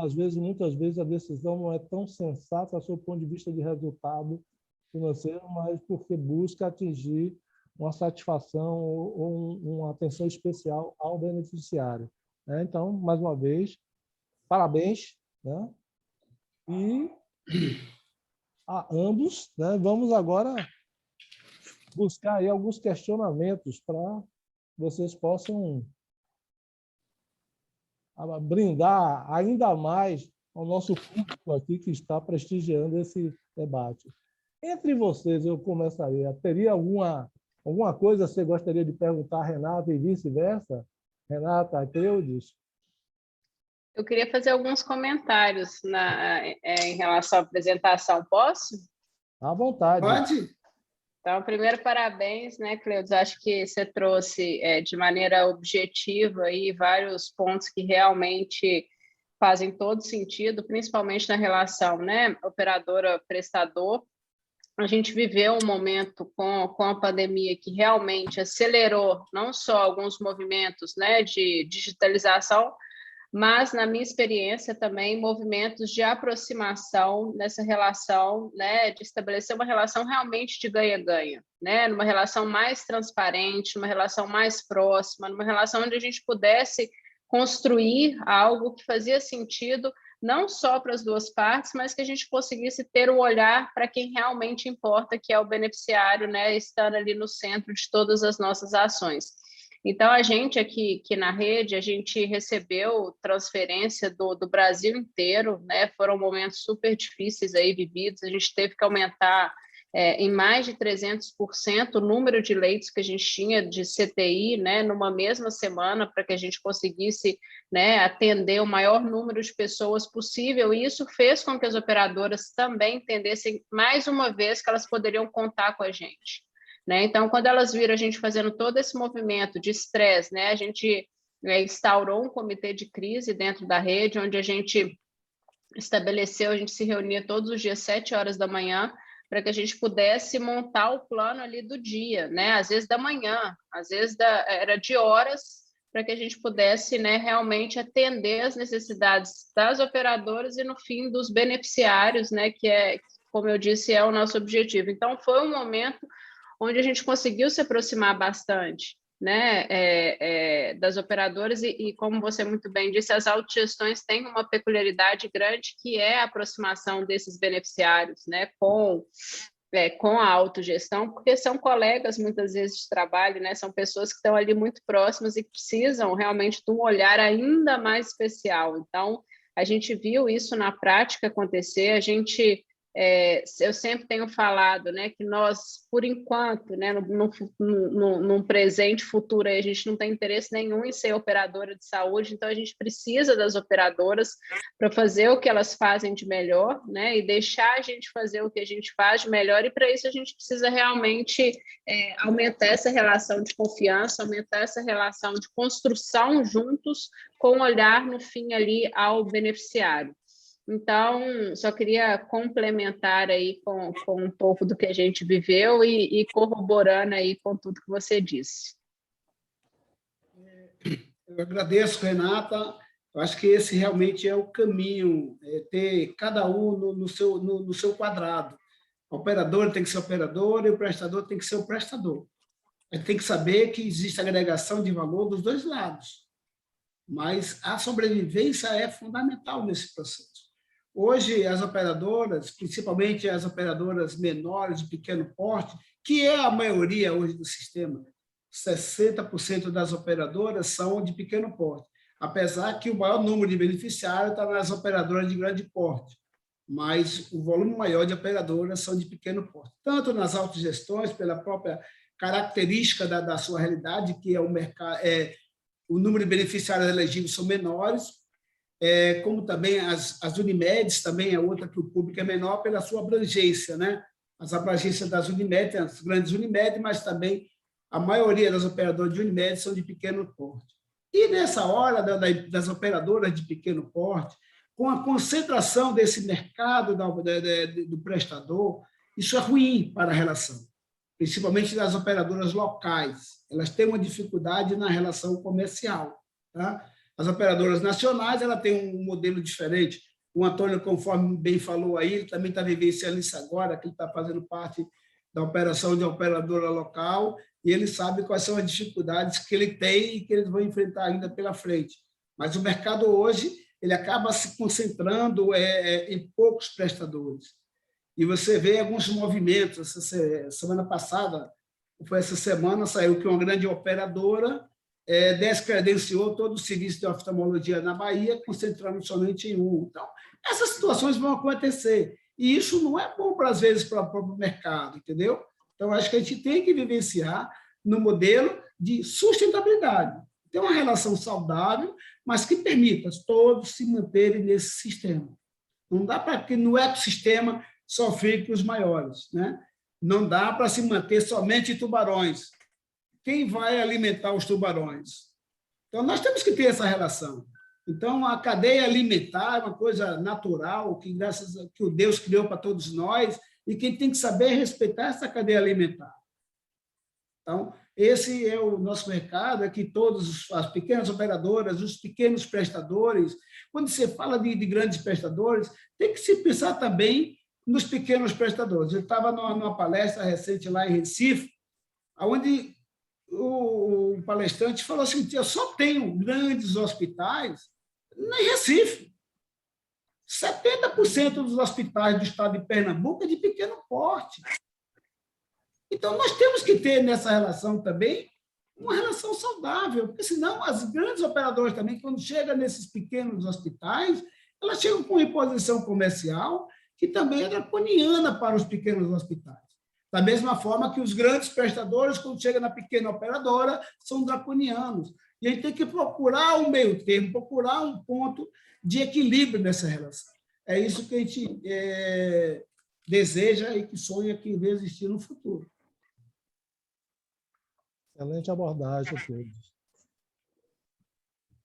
Muricy, você quer fazer algum? Você está com ar de quem quer fazer algum comentário? Não, fique à vontade. O que eu ia aproveitando a falar do Cleude e da Renata é justamente você tem dois grandes movimentos hoje. Você tem uma concentração de mercado, né, por parte de prestadores, né, e você tem uma redução de mercado pela perda de vidas no mercado de saúde suplementar, pela incapacidade econômica que está, de fato, acontecendo, né? Então, a grande pergunta é como a gente supera o que eu identifico como assim, um mau momento ou início de um ciclo vicioso, né? Porque são problemas para os dois, né? Cleude falou muito bem, é uma grande dificuldade hoje das pequenas operadoras, em especial as autogestões, né? Quanto mais locais, e tem um avanço, uma discussão quando esses grandes players se juntam. Quando você tem até uma autogestão a nível nacional, né, a gente diria que há uma certa mitigação desse problema, né? Por outro lado, né, essas próprias pequenas operadoras estão perdendo vidas também, né? E há essa concentração exacerbada com esses grandes players de prestadores que não estão facilitando a vida de ninguém. Em contrapartida, muitas vezes, aí as operadoras também, né, até principalmente as menores, que eu enxergo que assim, deveriam se aliar mais com os pequenos prestadores, os próprios pequenos prestadores, às vezes, entram num processo de recuperação dessas perdas, né, propondo coisas eventualmente absurdas, né? Então, assim, Renata e Cleude, como é que vocês acham que a gente pode chegar num termo mais assim, equilibrado dessas relações, né? Principalmente Renata está trazendo uma experiência inovadora, porque ela está entrando agora na área dos grandes tubarões que rodam o oceano do Brasil inteiro. Como prestador, né, Renata? Você sai do ambiente de Minas, já está no Pará, uma aposta significativa no mercado baiano, né? Então, como vocês enxergam que nós poderíamos ter um movimento mais equilibrado dessas relações?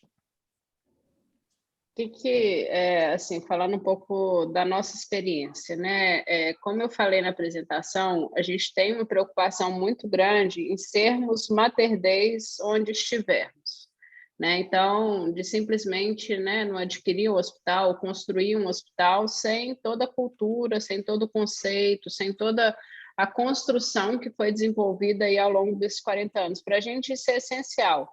Então, eu acredito muito, né, e a gente tem ouvido isso, né, não só das operadoras, mas também agora dos investidores. Com essa proximidade com a alta direção, o que a gente fala, né, não é só o CNPJ, mas é o CPF e o CNPJ. A gente sempre brinca, nós temos CPF e CNPJ. Então, o que tem sido prometido tem sido cumprido. Então, acho que esse, de novo, né, sendo repetitiva, mas eu acredito muito nisso, a gente conseguir construir essa relação de confiança, né, essa relação de transparência, essa relação de proximidade, essa relação muito objetiva de quais são os próximos passos, quais são os ganhos que a gente consegue enxergar, como que juntos, e aí com 2 objetivos macros, a gente consegue entregar mais para o beneficiário e reduzir o custo da saúde como um todo, porque isso também tem que ser um objetivo, né, em comum de todos nós aqui, como que juntos a gente pode olhar para o sistema e desonerar o sistema com as iniciativas que a gente acredita que fazem sentido. Então, é uma balança difícil, né, de ser colocada, porque a gente tem a qualidade assistencial que a gente preza muito, que a gente entende que precisa ser entregue, a gente tem os indicadores assistenciais que estão olhando para essa qualidade assistencial, a gente tem os indicadores de custo e a gente tem o NPS do paciente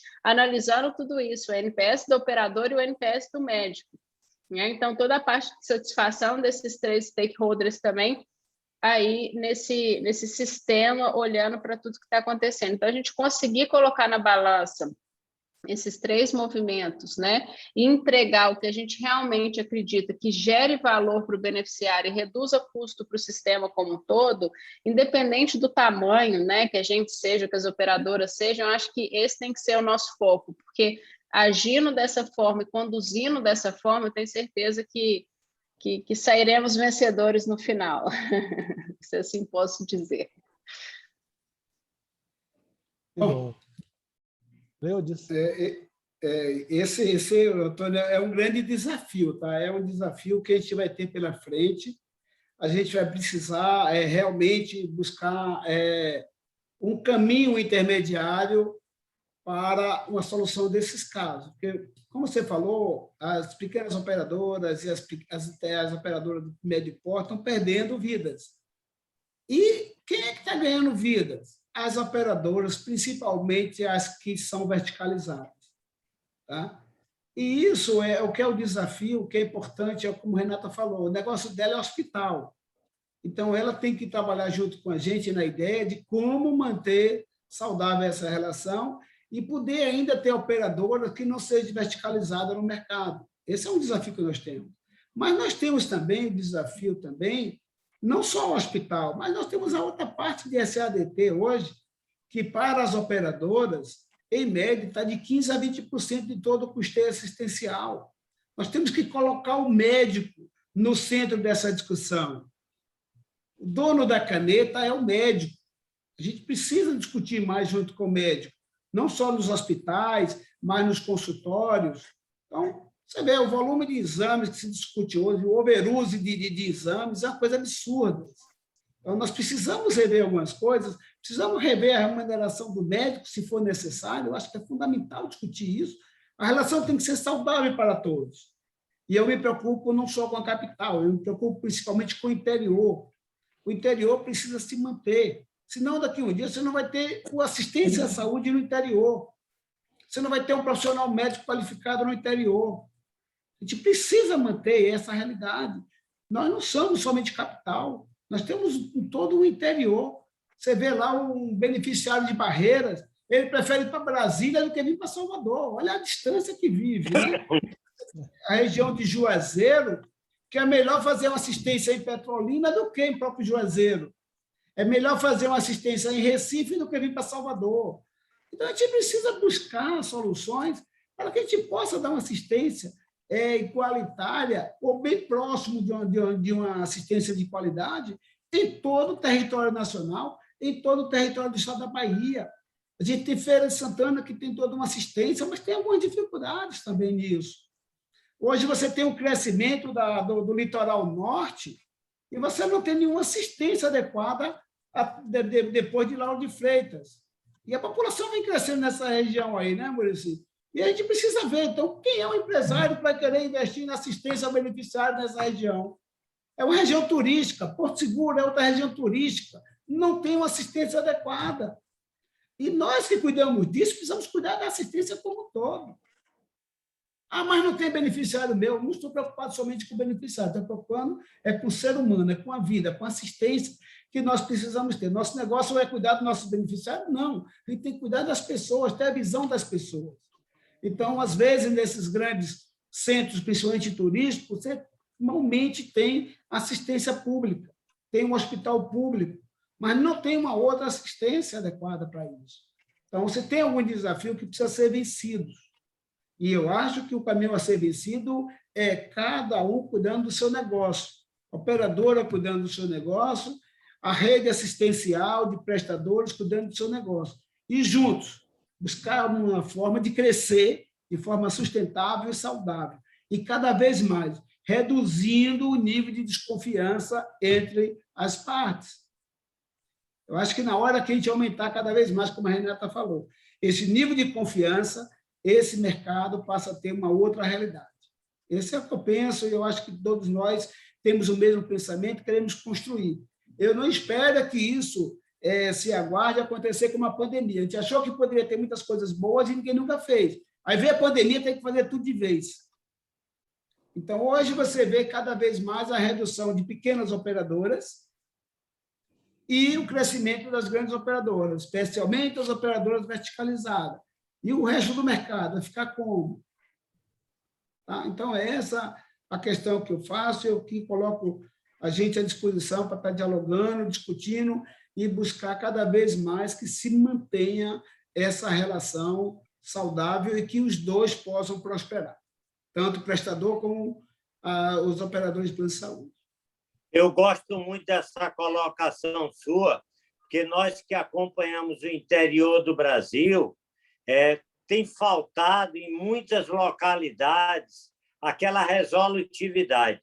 Eu faço a consulta básica, faço até o diagnóstico, mas na hora de resolver, o paciente tem que se deslocar. Isso ainda por cima gera outro custo, porque quando ele chega no grande centro, todos os exames vão ser repetidos, né? Então, isso gera um custo maior quando eu não tenho resolutividade no interior do Brasil. E isso acaba gerando dois custos. O custo de diagnosticar no local e depois outro diagnóstico no grande centro. E por isso que temos que trabalhar cada vez mais um RES, um registro eletrônico de saúde, onde não se repita tantos exames como nós repetimos hoje. Excelente, Muricy. Perfeito, Muricy. Tem uma pergunta aqui direcionada para a Renata, que diz respeito à solução de gestão tecnológica usada no Mater Dei. Tá? Aí o Marcos pergunta se ela foi encontrada no mercado ou desenvolvida por vocês mesmos, ou foi desenvolvimento próprio? Boa tarde, Marcos. A solução ela é de mercado, mas a gente só buscou a solução depois que a gente desenhou o processo e entendeu o que a gente precisava. Então, a gente desenhou o processo, entendeu qual era a necessidade, e aí buscamos, né, alternativas no mercado de soluções que poderiam solucionar os pontos, né, que a gente tinha identificado aí que precisavam de encaminhamento. Respondido. Na última fala de vocês, foi identificada 2 eixos de decisões que eu acho super importantes e que a gente precisa tratar de uma forma assim, mais mais objetiva ou mais concreta para alinhar. Uma é a figura do médico, né? Como um gerador boa parte desse processo. Então, tem um modelo assistencialista focado na figura do médico, né? E a outra ponta é o beneficiário, que é o centro da atenção, né? Aí minha pergunta vai muito assim, primeiro assim, o Mater Dei traz um modelo. Antigamente a gente tinha muita discussão com a área médica, isso se perdeu. Não sei se Cleudes concorda, né? A gente tinha negociações, eram duras, eram difíceis, mas a gente conversava bastante com as associações médicas, com o conselho, enfim, com a ABM, né? Isso aqui, não só localmente, mas Cleudes pode testemunhar, como diretor Unidas, né, que também isso, de certa forma, existia em todos os estados. Nacionalmente, isso acontecia. Ultimamente, a gente houve uma perda com a concentração nas cooperativas de especialidades. Certo? O Mater Dei me parece que chega aqui com um modelo em que ele centraliza também essa discussão do médico, né, numa cooperativa própria. Tá? Aí eu pergunto assim, para cada um, como vocês se acham nessa situação? Né? Ou seja, Mater Dei, vocês acreditam que isso, de fato, é uma boa solução para o mercado, um encaminhamento de melhor relacionamento, de aumento uma confiança entre as partes? Né?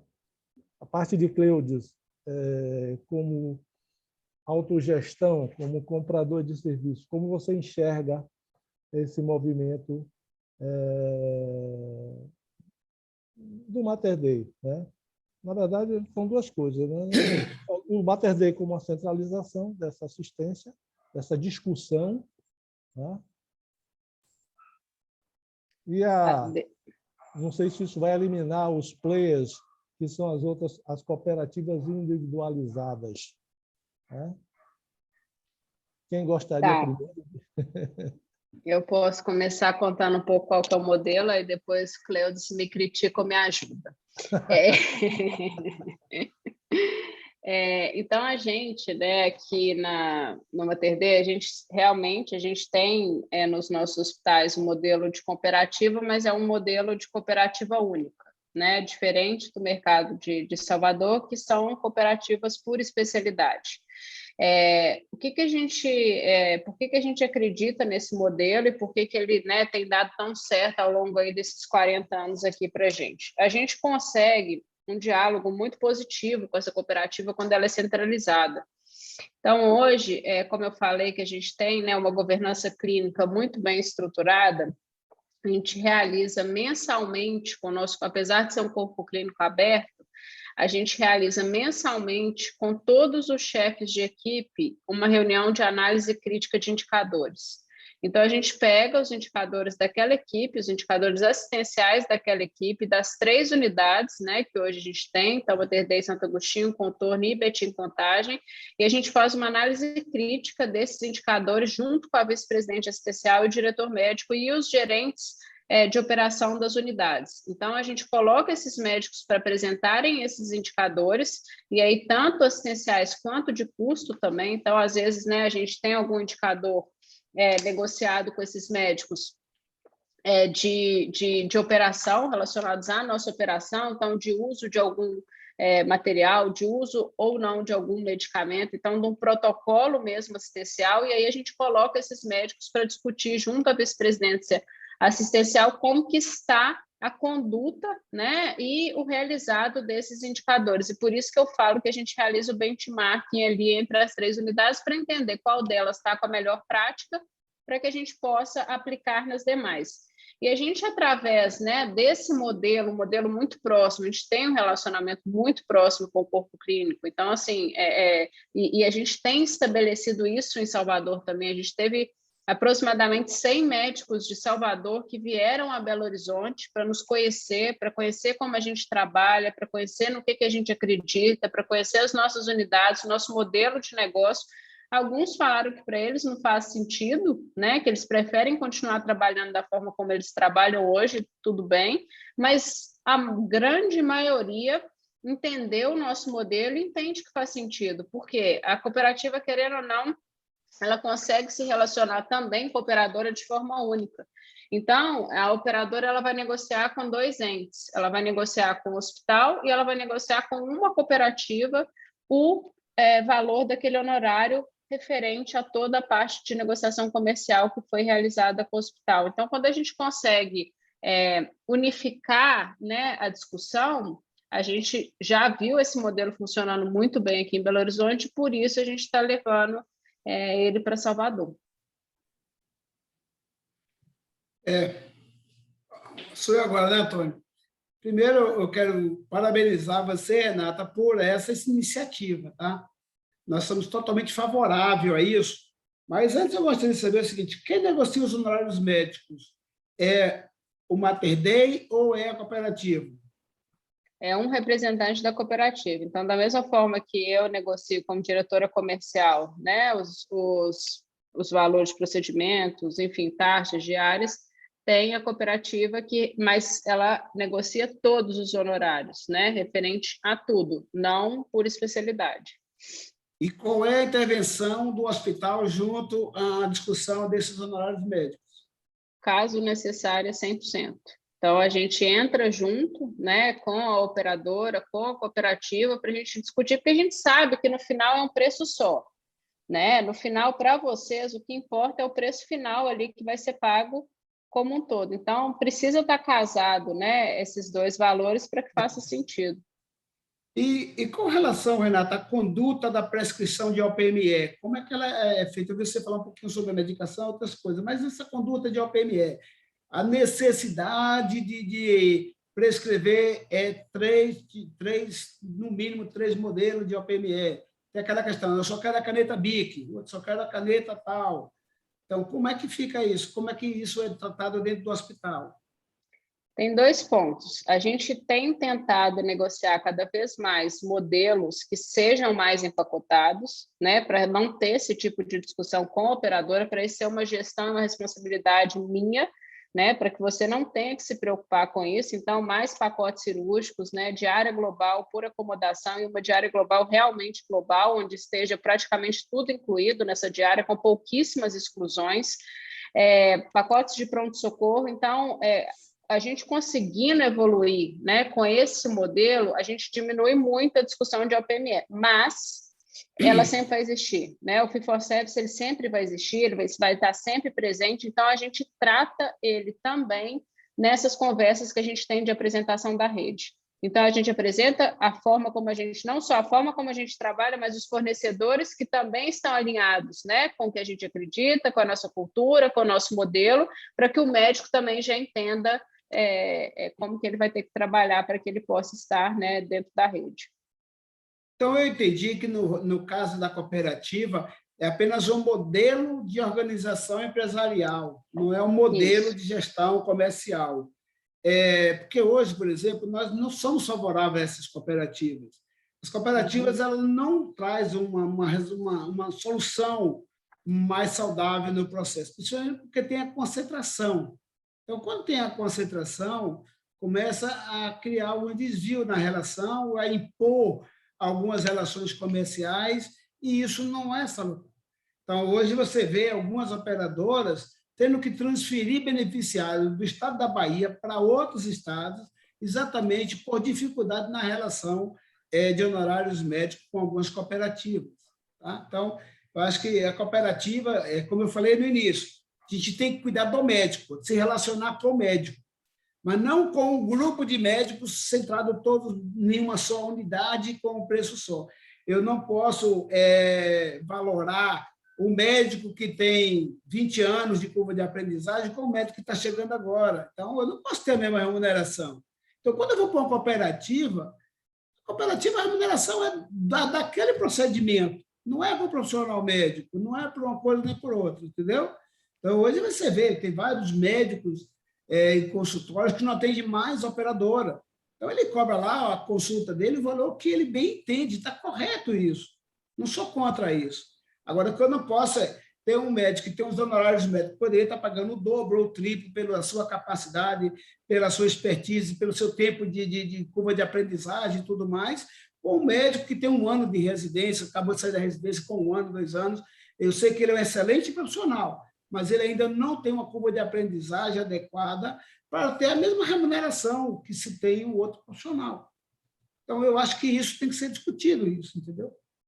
Concordo, e por isso que a gente tem discutido e construído cada vez modelos que são remunerados, né, pelo valor. Então, assim, o value-based mesmo. Então, a gente tem construído isso, a gente acredita muito nisso, né, que é uma instituição que tem uma taxa de reinternação metade da outra, ela não pode ser remunerada da mesma forma, senão não tem estímulo para trabalhar dessa forma, né?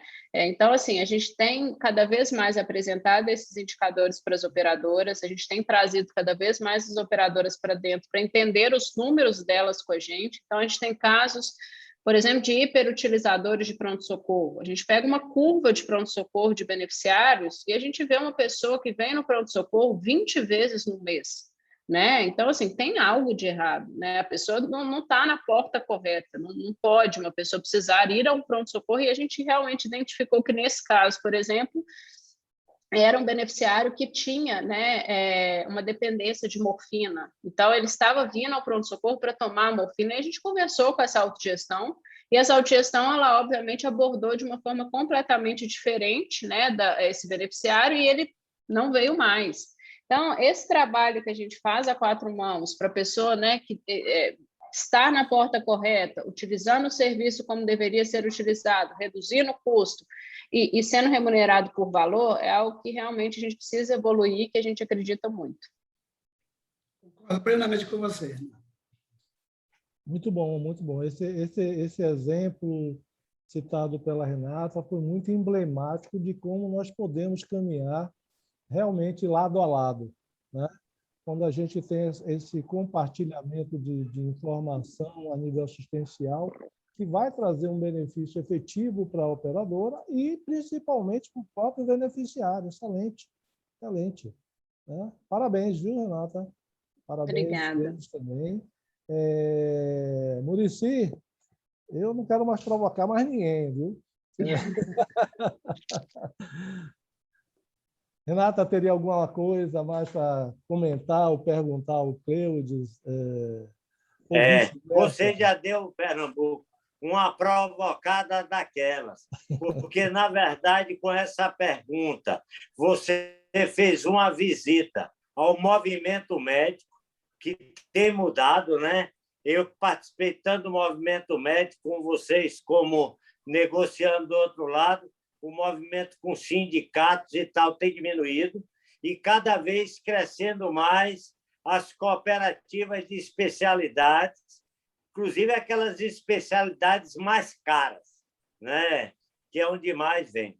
Nós já tínhamos convivido muito tempo com a cooperativa direto de hospital, com a Santa Cop, lá de Maceió, né? Da Santa Casa de Misericórdia, que já tinha um modelo bem mais parecido com o que a Mater Dei faz, negociar honorários como um todo, e não de algumas especialidades unicamente.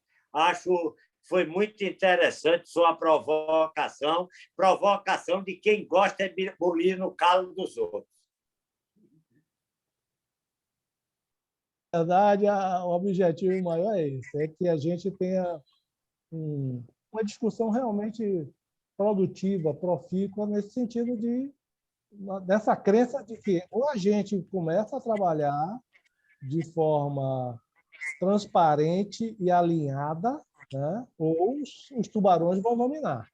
Né? E aí não vai restar nem pedra sobre pedra, nada. E que fique bem claro, né, Antônio, que honorário médico é com médico, diárias, taxas, MAT-MED, OPME é com hospital. Essa história de honorário misturado com materiais especiais de OPME não combina. Seguramente. Bom, Muricy, você teria mais alguma coisa? Não, eu acho que nós temos que agradecer, Exato. só agradecer essa excelente mesa, o nível excelente dos palestrantes e, acima de tudo, a capacidade de debate deles dois. Exatamente. Parabéns a todos, né? A Muricy pela iniciativa, a Renata pela excelente apresentação, Cleudes também nos trouxe uma visão muito importante do mercado de saúde, principalmente na visão das autogestões, que tem realmente um comportamento diferenciado no mercado, no que diz respeito à assistência, né? E, desde já, Muricy, eu vou antecipar 2022, né? Um convite para ambos. Beleza, Pernambuco? Vai ser um prazer. Okay. É uma honra participar com vocês. Lembrando aí que amanhã ainda temos congresso, né? Na parte da manhã, vamos ter estrutura do faturamento com papel zero. O Fred, também do Grupo Unidas, vai estar falando como as operadoras, o Fred vai lá de Pernambuco, também do Grupo Unidas. Depois vamos ter a Vicentina, também de Gerais, que vai nos falar também do papel zero no faturamento, e a Juliana de Bairro. E à tarde, nós vamos ter algo muito interessante, convidamos a todos, que é toda essa tecnologia, mas onde é que ficam as pessoas? Né? Como é que as pessoas sentem, assim sucessivamente? Então, vamos ter uma psicóloga, a Sheila Eros, que, com a moderação do Adriano de Manaus, vão estar dando um show no encerramento sobre gente, falar de gente, como gente se sente com papel zero e com tecnologia. Então, Pernambuco, mais uma vez, obrigado nossa parceria de sempre e, por favor, faça o encerramento. É isso aí, gente. Como bem falou Muricy, agradecer a todos aqueles que estão aqui nos assistindo, né, pela paciência, pela participação, e principalmente esses dois palestrantes que adiantaram muito fortemente esse tema, que parecia, aparentemente era algo assim, não tem muito o que conversar, mas se tornou muito rico pela qualidade das apresentações aqui. Então, muitíssimo obrigado a vocês e a todos que nos assistiram. E aí, fica o convite para amanhã, né, mais esses outros pontos que serão debatidos. Muito obrigado a todos. Obrigado. Obrigado. Muito obrigada. Boa tarde. Boa tarde. E vamos em busca do papel zero. Vamos. Vamos proteger a natureza, né, Muricy? Exatamente. Com certeza, e prazer revê-lo, meu amigo. Prazer meu irmão.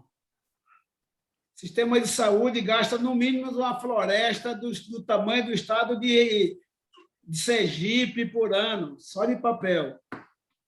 Ou mais. Obrigado a todos. Obrigado, fica com Deus, obrigado. Vocês. Parabéns pelo evento. Obrigado, parabéns a vocês. Obrigada, boa tarde. Obrigado. Tiago também aqui no suporte. Adriana. Obrigado, Pernambuco.